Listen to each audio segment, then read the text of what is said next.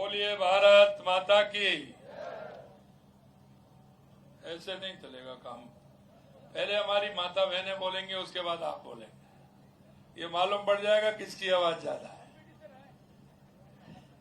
Competition तो नहीं कर सकते। पहले आप बोलोगे फिर माता बहनें बोलेंगी। पहले नहीं, पहले आप बोलोगे, उसके बाद माता बहनें बोलेंगी। आप बोलिए भारत माता की। अब मेरी माता बहनें बोलेंगी। तैयार हैं?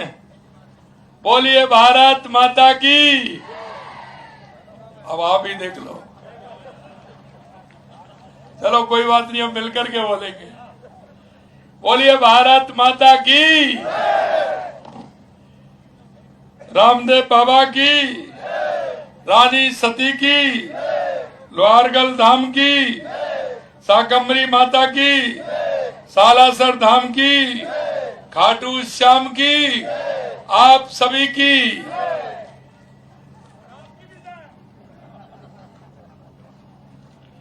आज के इस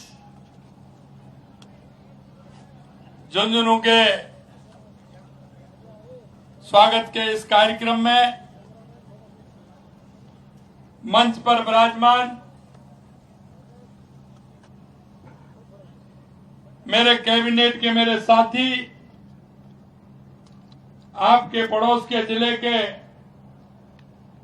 किसान नेता के रूप में जिनको जाना जाता है, ऐसे हमारे यूडीएच मंत्री भाई जावर सिंह खर्रा साहब, कैबिनेट के मेरे दूसरे साथी, युवा संघर्षशील और आपके जिले के प्रभारी भाई अविनाश गहलोत जी, आपके अपने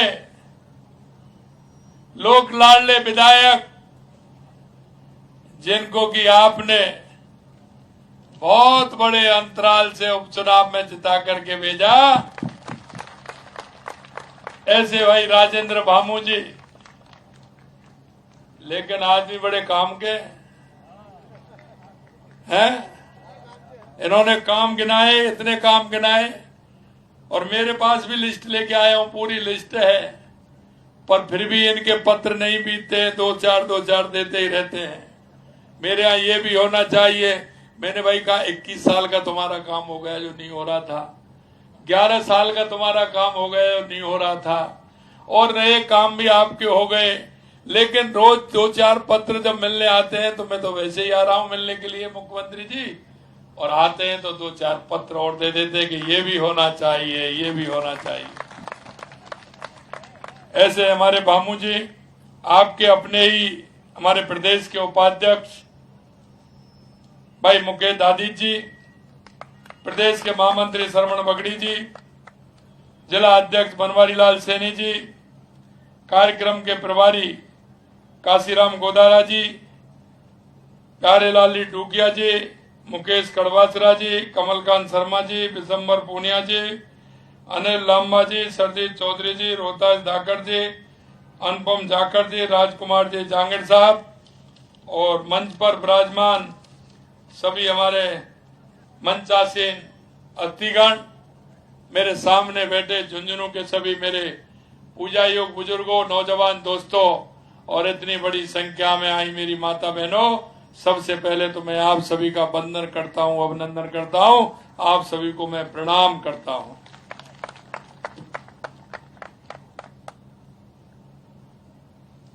मुझे पता है कि आप सभी लोगों ने जिस मेहनत और विश्वास के साथ उपचुनाव के अंदर राजेंद्र भामू जी को जिता करके भेजा, उसके लिए भी मैं आप सभी को बधाई देना चाहता हूं, आपको शुभकामनाएं देना चाहता हूं।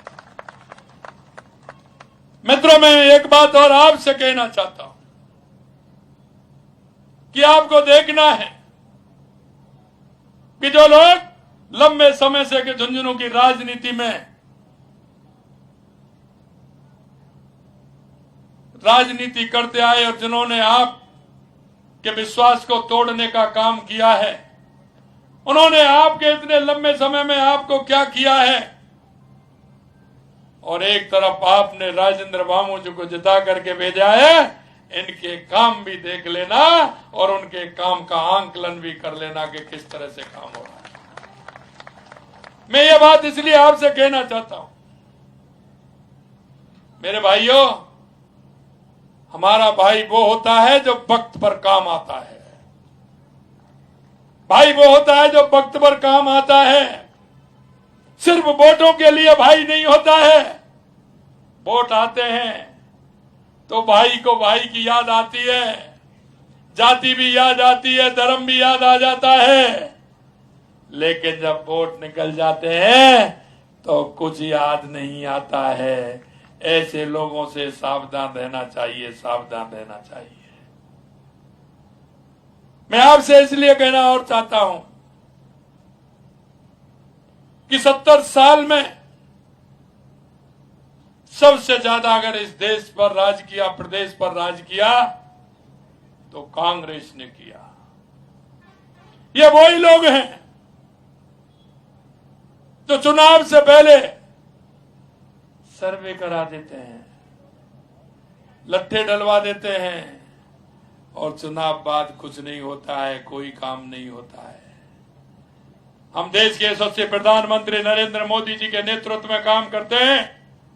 सबका साथ, सबका विकास, सबका विश्वास। और देश के यशस्वी प्रधानमंत्री नरेंद्र मोदी जी को शेखावाटी से बहुत प्यार है, बहुत प्यार है, यहाँ के लोगों से बहुत प्यार है। क्योंकि जब वो आए थे तो आपको ध्यान होगा, उन्होंने कहा कि किसानों की धरती है, यह मेरे उन जवानों की धरती है कि जो देश में सबसे ज्यादा संख्या है तो वो शेखावाटी के जवानों की संख्या है, शेखावाटी के जवानों की संख्या है। और कभी कभी जब मैं देखता हूं, कहीं भी मेरे को किसी भी प्रदेश के बॉर्डर पर जाने का मौका मिलता है या ऐसे स्थान पर जाने का मौका मिलता है जहां मेरी सैनिकों से मुलाकात होती है, जब मैं देखता हूं कोई ना कोई मेरे को शेखावाटी का सैनिक जब मिलता है, मेरा सीना गर्व से ऊंचा हो जाता है कि मेरा शेखावाटी का भाई किसी ना किसी सीमा पर, किसी ना किसी मोड़ पर देश की सेवा के लिए प्रणबद्ध है। मेरे भाइयों और बहनों, ये किसानों की धरती है, ये जवानों की धरती है। इसलिए देश के यशस्वी प्रधानमंत्री नरेंद्र मोदी जी के नेतृत्व में लगातार यहाँ जो भी हमको बता रहे हैं, जो भी काम आ रहे हैं, लगातार हमारी सरकार कर रही है। एक बात जरूर मैं आपसे कहना चाहता हूं, क्योंकि कई लोगों ने मेरे से कहा कि 47-48 के टेम्परेचर में आप कहां जा रहे हो, वो भी भाई रोड से जा रहे हो। मैंने कहा भाई जी, मैं किसानों के पास जा रहा हूं और किसानों को ना सर्दी लगती है ना गर्मी लगती है, और मैं भी किसान का बेटा हूं, इसलिए सर्दी गर्मी की मैं कभी चिंता नहीं करता। लेकिन मेरे किसानों की समस्याओं के लिए समझने के लिए मैं जरूर जाऊंगा। मैं आपको यह भी बता देना चाहता हूं, अभी कोई चुनाव नहीं है, कोई चुनाव आने वाला भी नहीं है, लेकिन मेरे मन में एक तड़पन जरूर है शेखावाटी के लिए। और वो तड़पन जब मैंने देश के यशस्वी प्रधानमंत्री नरेंद्र मोदी जी को बताया, उसके बारे में तो उन्होंने तुरंत कहा मेरे से कि शेखावाटी को यमुना का पानी मिलना चाहिए, मिलना चाहिए। और उन्होंने हरियाणा के पूर्व मुख्यमंत्री मनोहर खट्टर जी से कहा कि आप राजस्थान के मुख्यमंत्री को बुला करके हमारी शेखावाटी को यमुना का पानी दीजिए, यमुना का पानी दीजिए। लेकिन मुझे कुछ अफसोस है मेरे भाइयों कि जब मैंने विधानसभा में यह बात रखी थी तो कांग्रेस के लोगों ने कई मेरे से प्रश्न कहे। मैंने कहा सबसे ज्यादा अगर इस प्रदेश में, देश में, हरियाणा में सबसे ज्यादा सरकार रही है तो कांग्रेस की रही है। अगर आप शेखावाटी के लोगों का दर्द समझते तो निश्चित रूप से उसका रास्ता निकालते। आपका क्वेश्चन करने का मेरे से कोई मतलब नहीं है। हम शेखावाटी के लोगों को यमुना का पानी लेकर के आएंगे, जिससे हमारा किसान भी खुशहाल होगा और हमारा किसान के साथ साथ हमारा आम जन खुशहाल होगा, उसको पीने के लिए मीठा पानी मिलेगा।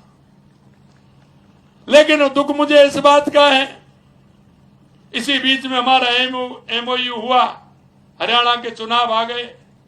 हरियाणा के चुनाव आ गए तो कांग्रेस की वहां की पार्टी ने लिखा अपने घोषणा पत्र में, वो घोषणा पत्र में इसलिए कह रहा हूं, आप उसको निकाल सकते हैं, देख सकते हैं, पढ़ सकते हैं।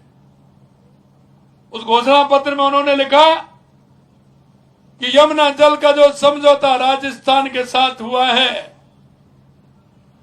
अगर कांग्रेस की सरकार वहां आती है हरियाणा में तो उसको रद्द कर दिया जाएगा, रद्द कर दिया जाएगा। मेरे भाई और बहनों, मैं जानता हूं और इसलिए मैं आपको प्रणाम कर रहा हूं कि शेखावाटी के लोगों की, भाई बहनों की जो भावना है, अंतरात्मा है, वो हमारे साथ है। और हमारे साथ इस बात के लिए है कि जब उन्होंने उनके मन में सुना होगा कि कांग्रेस एक कुचक्र चल रही है कि अगर इनकी सरकार हरियाणा में आती है तो हमारे समझौते को रद्द कर देंगे, तो रानी सती का भी आशीर्वाद मिला, बाबा का भी मिला, रामदेव बाबा का भी मिला, सबका आशीर्वाद मिला। और उस चुनाव में मैं भी गया था तो मैंने भी यही कहा कि मैं शेखावाटी की जनता की तरफ से कह रहा हूं, हरियाणा में कांग्रेस की सरकार आने वाली नहीं है, आने वाली नहीं। और मैंने उनको चुनावों में वहां भी कहा।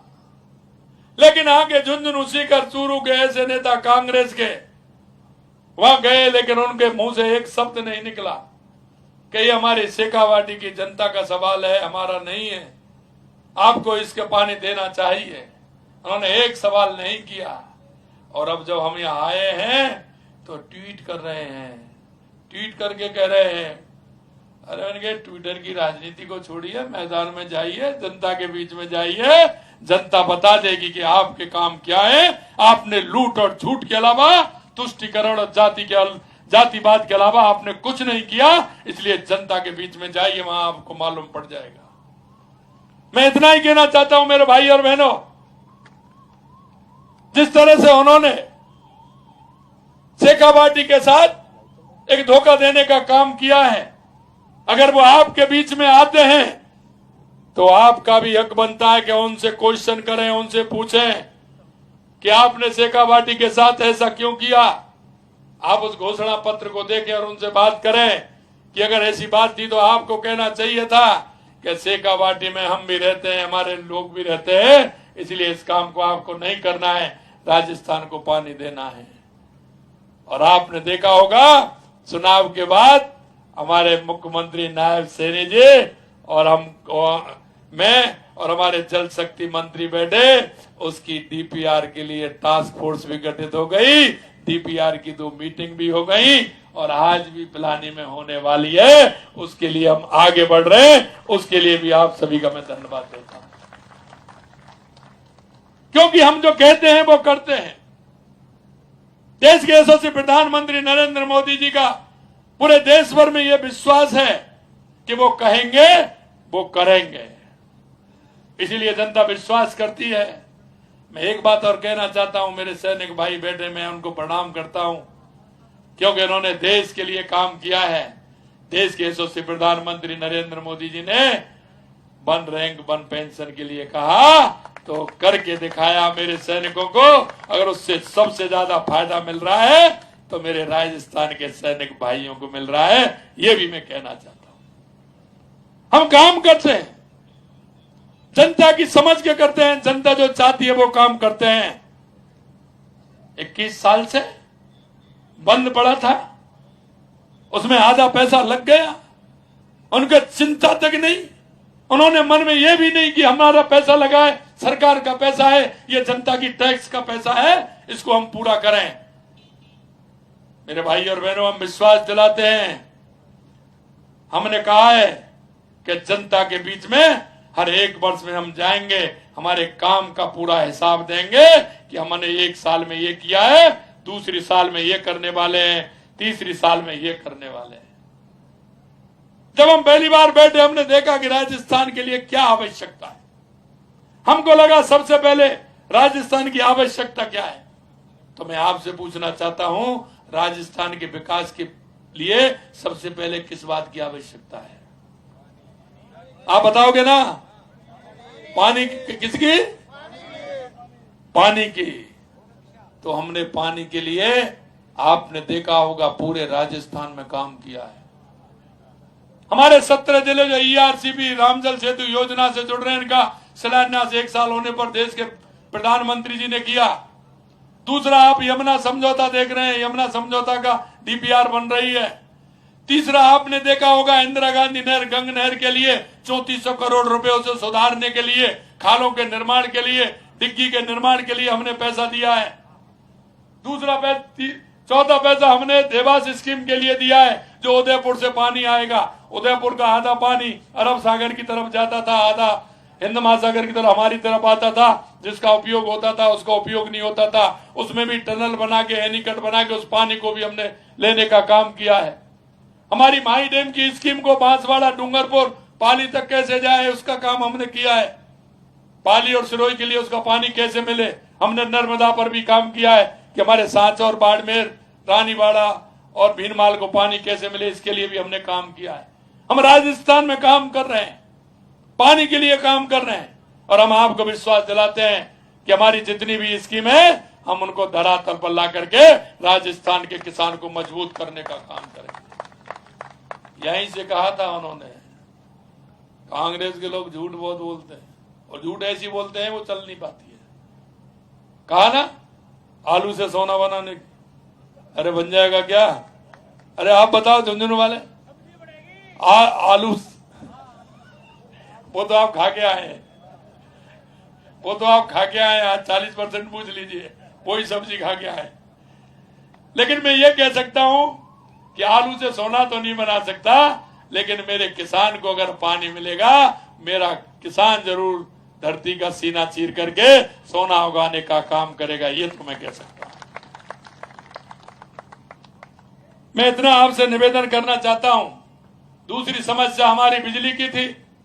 हमने कहा है किसान से, क्यों किसान की तकलीफ को हम जानते हैं। अंधेरे में जाता है, लाइट आती है, घर वहां पहुंचता है, परेशान होता है। हमने कहा किसान को 2027 में हम दिन में बिजली देने का काम करेंगे। किसान दिन में काम करें, शाम को अपने परिवार के साथ, बीवी बच्चों के साथ आराम से समाचार सुने, नाटक देखे, और क्या क्या आते हैं वो देखे सभी, जिससे कि आराम से परिवार के साथ बैठने का मौका उसको मिले। क्या होता है, लाइट आती है, रात को वहां चला जाता है, दिन को वहां रहता है, ना तो समाचार सुन पाता है, ना परिवार के बच्चे सब पढ़ने चले जाते हैं, ना मिल पाते हैं, ना कुछ होता है। हमने कहा किसान को दिन में बिजली देने का काम करेंगे। सबसे पहले हमने एमयू बिजली के ऊपर किया, 2,24 करोड़ का केंद्र सरकार से किया। देश के यशस्वी प्रधानमंत्री नरेंद्र मोदी जी ने कहा कि बिजली में राजस्थान को आगे बढ़ाई। अभी हमने देखा होगा, 4 दिन पहले मैं जैसलमेर गया, 975 मेगावाट का उद्घाटन करके आ गया। इतनी जल्दी बना है। और आगे भी मैं कहना चाहता हूं कि लगातार जो एमयू हमारे राज्य राजस्थान में हुए हैं, उसमें अधिकतर हमारे बिजली के हैं। तो बिजली में हम आत्मनिर्भर बनेंगे। हम किसान को भी अन्नदाता और ऊर्जादाता भी बना रहे हैं। किसान के यहां भी बिजली लगा रहे हैं। हमारी सरकारी जितनी बिल्डिंग है उनमें रूफटॉप पर हमने उसके भी कहा है कि उसको भी हम रूफटॉप पर लगा करके सोलर के माध्यम से हम वो बिजली भी, हम ऑफिसों में भी बिजली लगाएंगे। उसका जो बचेगी वो बिजली हम पूरी हम लेंगे। उसके क्षेत्र में काम किया है। दूसरा, हमारा युवा, हमारी युवा युवती हमारी जो पढ़ रही है, युवा है, आपने देखा होगा पिछली सरकार में उनके सपनों को तोड़ने का काम किया। हर पेपर लीक हुआ, हर पेपर लीक हुआ, लेकिन उन्होंने कोई कार्रवाई नहीं की। हमने कहा SIT गठित करेंगे, कार्रवाई। 300 बंदे हैं, 300 के लगभग अंदर जेल में बंदे हैं। और हमारे समय में 16 महीने में 100 पेपर हुए हैं, एक भी पेपर लीक नहीं हुआ, एक भी पेपर लीक नहीं हुआ। ये भी हम आपको विश्वास दिलाते हैं। जब मैंने विधानसभा के अंदर कहा कि हम 1 लाख नौकरी देंगे, उन्होंने कहा कैसे देंगे? हमने कहा देखते जाइए, ऐसे देंगे। अरे ये तो कर ही नहीं सकते। तो मैंने कहा आप डायरी पेन साथ में रखिए, डायरी पेन साथ में रखिए, लिखते जाइए। मेरे भाई और बहनों, मैं आपसे कहना चाहता हूं, 69,000 नियुक्तियां हमारे युवाओं को देने का काम हमारी सरकार ने किया है। जुलाई आ रही है, जुलाई में घोषणा की थी, जुलाई तक हम 1 लाख नौकरी देने का काम करेंगे। और मैं युवाओं से कहना चाहता हूं, मेरे भाई और बहनों से, कि आपका पूरा 1 साल का कैलेंडर निकाल दिया है। कौन कौन सी विज्ञप्ति होंगे, कब निकलेगी, कब पेपर होगा, कब रिजल्ट आएगा, कब नियुक्ति पत्र देने वाले हैं। आप मन लगा करके पढ़िए, क्योंकि मैं जानता हूं जब मेरा किसान भाई जब अपने बच्चे को पढ़ाने के लिए जाता है, जब उसकी आवश्यकता होती है, और जब किसी से पैसा लेने के लिए जाता है तो दिन में नहीं जाता, रात के अंधेरे में जाता है। और वो इस उम्मीद के साथ कि मेरा बेटा बेटी पढ़ाना है, उसको कोचिंग कराता है, कमरा दिलवाता है, इंस्टीट्यूट में पढ़ाने का काम करता है। लेकिन जब पेपर लीक हो जाता है तो उसके सारे सपने टूट जाते हैं, सारे सपने टूट जाते हैं। हमने कहा है कि किसान की पीड़ा को जान दे। किसान का बेटा अगर किसी माध्यम से वो सर्विस में जाएगा तो वो पिता का सहारा बनेगा, पिता का सहारा बन के अपने घर को आगे बढ़ाएगा। हमने कहा कि हम 5 साल में 4 लाख नौकरी देंगे, आप तैयार रहिए, 4 लाख नौकरी देंगे। हमसे कहते हैं कि आप बार बार कहते हैं, मैं 10 बार कहूंगा। गलती पकड़ते जाइए, बताते जाइए, क्योंकि हम जो कहते हैं वो करते हैं, जबान से निकला हुआ। एक एक बात हमारी वो होती है जिसको हम पूरा करते हैं। मेरे से कह रहे थे कि आप ऐसे कह रहे हैं। अरे मेरी बात छोड़िए, मेरा कोई मंच पर बैठे हैं, मेरे कार्यकर्ता जो काम करते हैं, अगर सार्वजनिक रूप से सार्वजनिक काम के लिए अगर मेरा कार्यकर्ता भी कहेगा तो उसकी बात को भी रखा जाएगा, वो काम भी किया जाएगा। मेरे भाई और बहनों, मैं इतना ही कहना चाहता हूं, हमने 35 लाख करोड़ के एमओयू किए। हमने उसमें से 3 महीने में 3 लाख करोड़ रुपए के जमीन पर उतारने के काम किया। मैं मेरे युवा भाई और बहनों से यह भी कहना चाहता हूं कि सरकारी नौकरी तो है ही, लेकिन कोई अपना स्टार्टअप स्टार्ट करना चाहता है, अपना काम करना चाहता है, उसके लिए भी प्रावधान हमने रखा है। उसमें भी आइए, उसमें करिए, प्राइवेट में नौकरी करिए। हमने 6 लाख के लिए कहा है, लेकिन उससे भी ज्यादा हम उसमें देने वाले हैं। मैं अंत में इतना ही कहना चाहता हूं, हमारी केंद्र और राज्य सरकार की बहुत सारी योजनाएं हैं। उन योजनाओं का लाभ आम जन को मिले, उस गरीब भाई को मिले, गरीब बहन को मिले, मेरी बूढ़ी माता को मिले, मेरे दिव्यांग भाई बहन को मिले, SC ST को मिले, जो अंतिम पंक्ति पे खड़ा है व्यक्ति उसको मिले। क्योंकि हमारे पंडित दीनदयाल उपाध्याय जी ने और बाबा साहब भीमराव अंबेडकर जी ने कहा है कि इस देश का प्रदेश का भला जब होगा जो अंतिम पंक्ति में खड़े हुआ व्यक्ति को सहारा देकर के उसको उठाने का काम करेंगे। हमारे प्रधानमंत्री जब भी कहते हैं कि 4 जाति हैं, युवा, महिला, किसान, मजदूर, अगर इनका उत्थान होगा तो हमारे देश और प्रदेश का उत्थान होगा।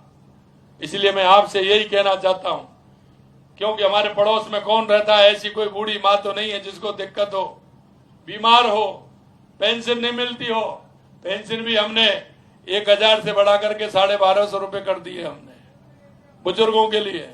मैं इतना कहना चाहता हूं आप सभी से कि आप सभी लोग ऐसे लोग जो हैं जिनको हमारी सरकार की योजनाओं की आवश्यकता है, आप अपने पड़ोस में कहीं देखें, देखते हुए उन लोगों को देखते हुए उनको किस योजना का लाभ देना है, ये काम आप, क्योंकि हम इस प्रदेश के नागरिक हैं, हम वो नागरिक हैं जो हम सबको साथ लेकर के चलने वाले हैं। उन योजनाओं को लाभ ज्यादा से ज्यादा उन लोगों को मिले, इस आशा और अपेक्षा के साथ मैं आपसे विनती करता हूं। आप सभी लोगों ने जो मेरे को दर्शन लाभ हुए हैं आप सभी के, उसके लिए मैं पुनः धन्यवाद देता हूं। मैं इतना ही कहना चाहता हूं, पन्ने कई हैं, आपके पन्ने कई हैं। 300 करोड़ रुपए के काम तो वैसे ही हैं, बाकी बड़े काम और हैं इसमें। ये जो मेरे पन्ने हैं, मैंने देखा है झुंझुनू हवाई पट्टी की मरम्मत का काम इसमें होगा, झुंझुनू में फ्लाइंग ट्रेनिंग का भी स्थापना की जाएगी, झुंझुनू में खुलाबंदी की स्थापना की जाएगी, झुंझुनू में न्यायालय भ्रष्टाचार निवृत्ति ये भी खोला जाएगा। विधानसभा में 10 करोड़ रुपए के नॉन पेचेबल रोड भी होंगे। सामुदायिक स्वास्थ्य केंद्र बग्गड़ सुल्ताना में बेड क्षमता बढ़ाई जाएगी। झुंझुनू में ग्राउंड संबंधी कार्य भी होंगे। झुंझुनू में सतत जलापूर्ति के लिए संवर्धन कार्य भी होंगे। 5000 आबादी वाले ग्राम पंचायतों को भी हम काम करने। सीकर झुंझुनू रोड से झुंझुनू उदयपुर बाटी रोड होते हुए झुंझुनू चिड़ावा रोड का निर्माण, बाईपास का निर्माण भी होगा। मंडावा झुंझुनू रोड से सीकर रोड बाईपास का निर्माण भी होगा।